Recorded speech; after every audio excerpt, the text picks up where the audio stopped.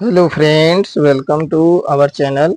जैसा कि आप लोग देख सकते हैं कि रेलवे साइंस पीवाईक्यू क्वेश्चंस आपको कवर कराए जा रहे हैं, जो कि रेलवे ने प्रीवियस ईयर में किसी न किसी एग्जाम में पूछे हैं। देख सकते हैं, यह आरआरबी ग्रुप डी की किस शिफ्ट में पूछे गए हैं। ये सारा कुछ डिटेल इसमें दिया गया है। तो चलिए शुरू करते हैं आज की क्लास। आज की ये क्लास 72 नंबर की क्लास है। ठीक है, तो जो लोग चैनल पे नए हैं तो अवश्य जुड़ जाएं। देखेंगे पहला पॉइंट क्या हो जाएगा। कैल्शियम हाइड्रोक्साइड के विलयन से जब कार्बन डाइऑक्साइड गुजरती है तो बनने वाले अवक्षेप का रंग कैसा होता है। तो यह सफ़ेद रंग का अवक्षेप बनता है। नेक्स्ट पॉइंट हो जाएगा, निम्न में कौन सा संतृप्त हाइड्रोकार्बन है। तो संतृप्त हाइड्रोकार्बन कौन सा है, तो C2H6 आपका संतृप्त हाइड्रोकार्बन कहलाता है। नेक्स्ट पॉइंट हो जाएगा, प्रोटीन की जानकारी प्रदान करने वाले डीएनए के भाग को कहा जाता है। तो प्रोटीन की जानकारी प्रदान करने वाले डीएनए के भाग को जीन कहा जाता है। नेक्स्ट पॉइंट हो जाएगा, कार्बन परमाणु के बारे में 12C6 से क्या निष्कर्ष निकाला जा सकता है। तो इससे क्या निष्कर्ष निकलता है, इसमें 6 न्यूट्रॉन और 6 प्रोटॉन है। इससे यह निष्कर्ष निकलता है। अगला पॉइंट हो जाएगा, देखेंगे लैंगिक प्रजनन के दौरान जब दो अलग अलग जीवाणु कोशिकाएं संयोजित होती है तो वे युग्मनज का निर्माण करती हैं। ठीक है, लैंगिक प्रजनन के दौरान जब दो अलग अलग जीवाणु कोशिकाएं संयोजित होती हैं तो वे युग्मनज का निर्माण करती हैं। अगला पॉइंट हो जाएगा, अगला पॉइंट क्या है, उस प्रक्रिया का नाम क्या है जिसके द्वारा कोई धातु अपने आसपास उपस्थित नमी, एसिड इत्यादि द्वारा प्रभावित होती है। तो वह प्रक्रिया संक्षारण कहलाती है। अगला पॉइंट हो जाएगा, अगला पॉइंट है आपका बल और विस्थापन का गुणनफल कहलाता है। तो बल और विस्थापन का गुणनफल कार्य कहलाता है। ठीक है, W बराबर होता है Fs। ठीक है, W बराबर होता है F इंटू एस। एक इसी का फार्मूला होता है W बराबर Fs cos थीटा भी होता है अगर एंगल भी दिया गया है तो। नेक्स्ट पॉइंट हो जाएगा, कौन सा धातु कच्ची तापमान पर द्रव अवस्था में होता है। यह पारा धातु है। नेक्स्ट हो जाएगा, अणु शब्द किसने प्रतिपादित किया था। तो डेमोक्रिट्स ने अणु शब्द प्रतिपादित किया था। अगला पॉइंट है, कौन सा तत्व मेंडलीफ की आवर्त सारणी में एक निश्चित स्थान नहीं पा सका। तो यह है हाइड्रोजन। ठीक है, अगला पॉइंट हो जाएगा, शक्ति को किस रूप में व्याख्यापित किया जाता है। तो कार्य करने की दर अथवा ऊर्जा के स्थानांतरण की दर के रूप में व्याख्यापित किया जाता है। नेक्स्ट पॉइंट हो जाएगा, टंगस्टन का गलनांक है। टंगस्टन का गलनांक होता है 3422 डिग्री सेंटीग्रेड। नेक्स्ट पॉइंट हो जाएगा, कॉपर के एक अणु में कितने परमाणु होते हैं। तो कॉपर के एक अणु में 6.022 इंटू 10⁻23 परमाणु होते हैं। नेक्स्ट पॉइंट हो जाएगा,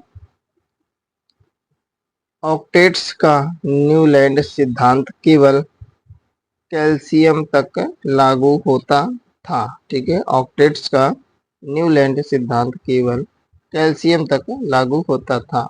नेक्स्ट पॉइंट देखेंगे, मुक्त रूप से गिरना केवल निर्वात में संभव है। ठीक है, निर्वात माध्यम में ही मुक्त रूप से गिरना संभव है। अगला पॉइंट देखेंगे हम लोग, अगला पॉइंट क्या है, यांत्रिक ऊर्जा होती है।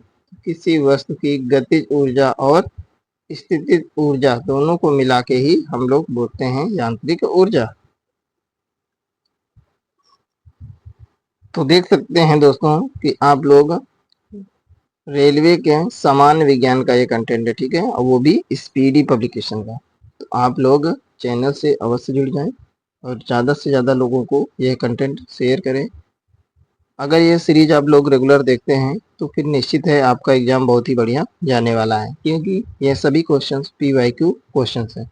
टेलीग्राम और व्हाट्सएप ग्रुप का लिंक डिस्क्रिप्शन में दिया गया है, उसको भी अवश्य ज्वाइन कर लें। देखेंगे नेक्स्ट पॉइंट, प्रोटीन संश्लेषण में क्षार इवेंट से एक mRNA प्रति का निर्माण होता है। अगला पॉइंट देखेंगे, जिन पदार्थों की गंध अम्लीय या क्षारीय माध्यम में बदल जाती है उन्हें क्या कहते हैं, ऑल्फैक्टरी सूचक या घ्राण सूचक भी कहते हैं, ठीक है। तो अम्लीय या क्षारीय माध्यम में गंध बदल जाती है उन्हें ऑल्फैक्टरी सूचक कहते हैं।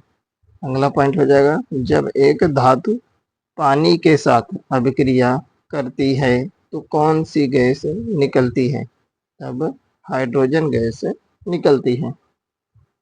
नेक्स्ट पॉइंट देखेंगे, देख सकते हैं ग्रुप डी की परीक्षा में पूछे गए क्वेश्चन हैं सभी साइंस के, क्योंकि सबसे ज़्यादा साइंस के क्वेश्चंस आपके ग्रुप डी की परीक्षा में ही पूछे जाते हैं। नेक्स्ट पॉइंट है, किसी भी समान समूह में मौजूद तत्वों का संयोजी इलेक्ट्रॉनों की संख्या एक समान होती है। तो किसी भी समान समूह में मौजूद तत्वों का संयोजी इलेक्ट्रॉनों की संख्या एक समान होती है, ठीक है। नेक्स्ट पॉइंट हो जाएगा, जब प्रकाश की किरण सघन माध्यम से विरल माध्यम में जाती है तो किरण की गति बढ़ जाएगी और वह अभिलंब से दूर झुक जाएगी। जब प्रकाश की किरण सघन से विरल में जाती है तो किरण क्या होती है, उसकी गति बढ़ जाती है और वह अभिलंब से दूर की ओर भगती है, ठीक है। नेक्स्ट पॉइंट देखेंगे, नेक्स्ट पॉइंट आपका है खालिस्तान में है तो एथेनॉल हो जाएगा। एथेनॉल का प्रयोग कारों में पेट्रोल के साथ ईंधन के रूप में किया जाता है, ठीक है। अगला पॉइंट देखेंगे, कणों की गतिज ऊर्जा अधिकतम होती है तो कणों की गतिज ऊर्जा अधिकतम होती है प्लाज्मा में। खालिस्तान की जगह क्या आ जाएगा, प्लाज्मा। नेक्स्ट पॉइंट हो जाएगा, हमारी जो चौथी अवस्था होती है वह प्लाज्मा को माना गया है, ठीक है।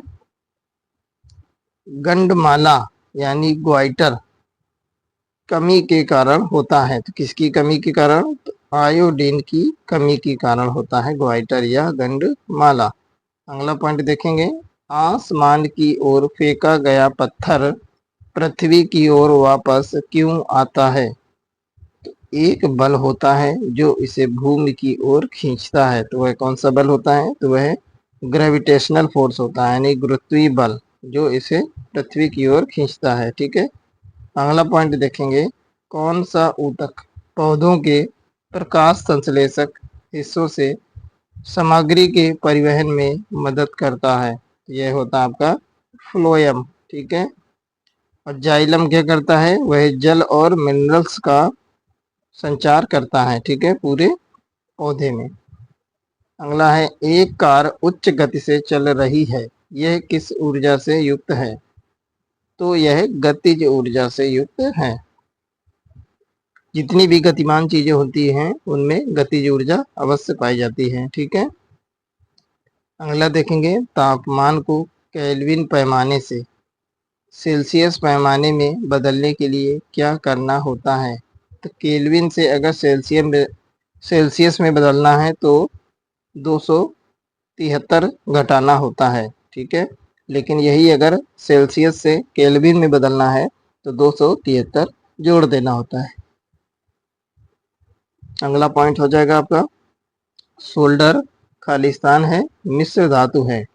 सोल्डर आपका Pb और Sn, ठीक है, लेड और टिन का मिश्रण होता है।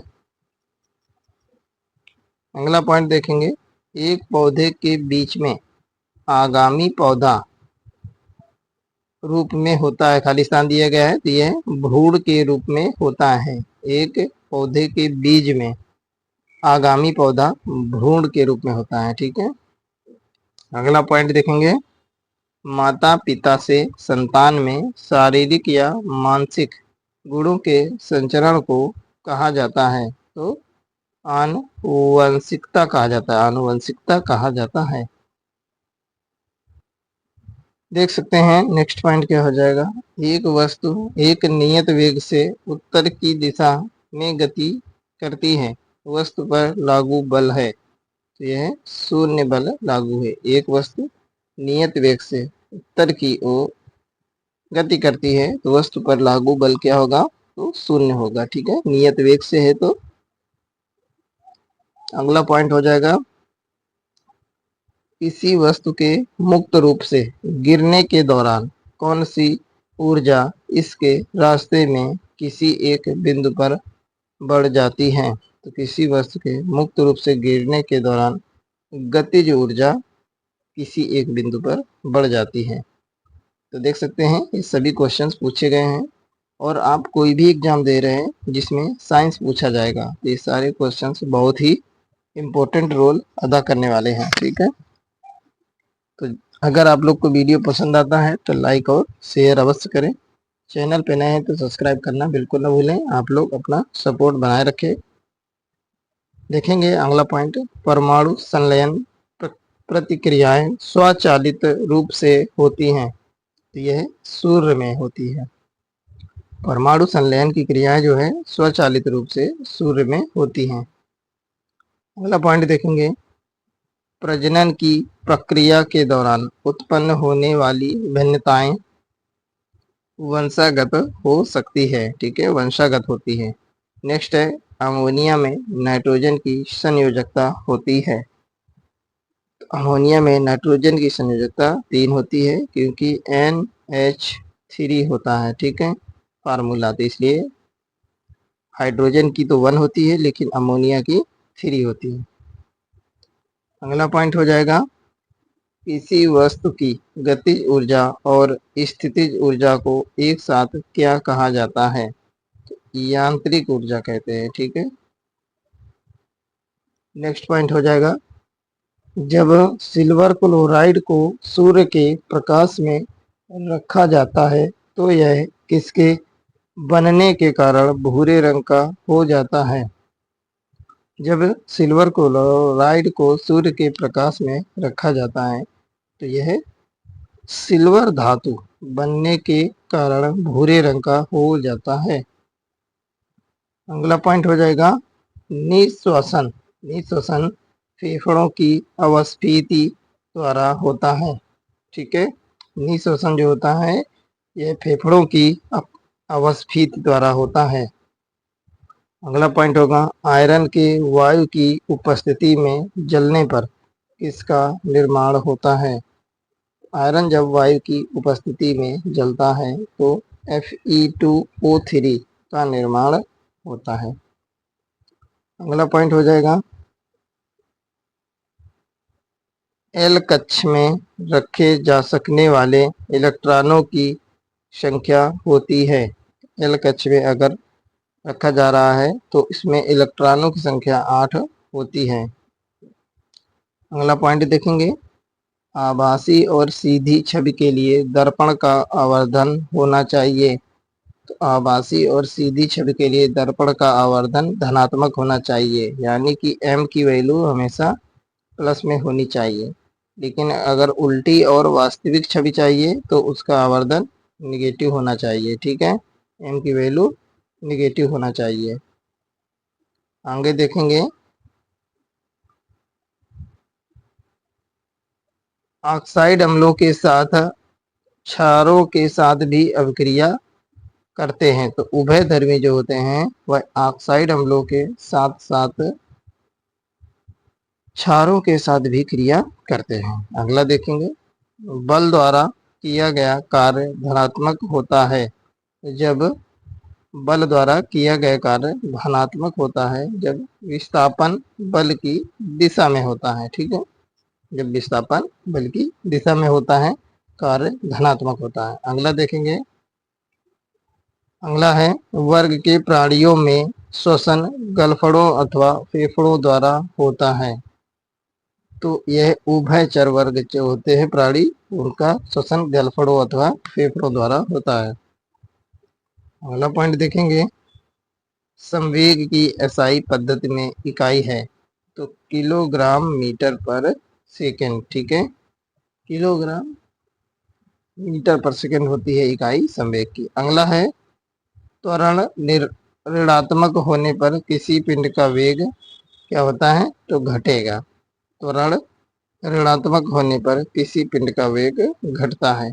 और लास्ट पॉइंट हो जाएगा आज का, मनुष्यों में निषेचित अंडा गर्भाशय के स्तर में प्रत्यारोपित हो जाता है। ठीक है, तो मनुष्यों में निषेचित जो अंडा होता है वह गर्भाशय के स्तर में प्रत्यारोपित हो जाता है। ठीक है फ्रेंड्स, इसी प्रकार की रेगुलर क्लासेस पाने के लिए चैनल से अवश्य जुड़ जाए ताकि आपको रेगुलर क्लासेस मिल सके। और बहुत सारी बेहतरीन प्ले लिस्ट ऑलरेडी पड़ी हुई है, तो आप लोग उनको भी जाके डेली देखें। ठीक है, लगभग 71 तो ये पड़े हुए हैं और रेलवे का जो जीके जीएस का पोर्शन है उसको भी कराया गया है ऑब्जेक्टिव फॉर्म में। तो 60 से 70 वीडियो तो उसके भी अपलोडेड हैं ऑलरेडी। ठीक है, पीपीवाईक्यू क्वेश्चन आपके लिए रामबाण साबित होंगे, तो आप लोग जुड़ना बिल्कुल ना भूलें। चलिए ठीक है, मिलते हैं नेक्स्ट क्लास में।